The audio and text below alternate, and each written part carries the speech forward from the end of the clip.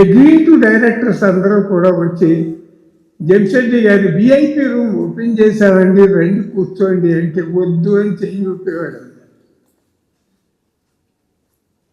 అంటే ఈ బ్యాగ్ పట్టుకోవడానికి అసిస్టెంట్ వచ్చా కానీ ఒప్పుకునేవాడు కాదు. అలాగే ధీరుభాయ్ అంబానీ గారితో నేను 3 సార్లు Hyderabad to Bombay to Chennai travel చేశాను. ఆయన కూడా అంతే.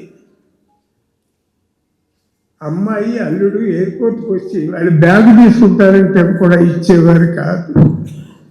అంటే అట్లాంటి వారి దగ్గర నుంచి నేను చాలా చాలా చాలా నేర్చుకున్నా. అదే నా అనుభవం అని వెంకయ్య నాయుడు గారి ముందు నేను చెప్పదలుచుకున్నాను. నా మనసులో ఉన్న మాట సింప్లిసిటీ అనేది లైఫ్. మనం చాలా సంపాదిస్తాం, చాలా ఖర్చు పెడతాం, అనుభవిస్తాం, గెలుస్తాం, ఓడిపోతాం.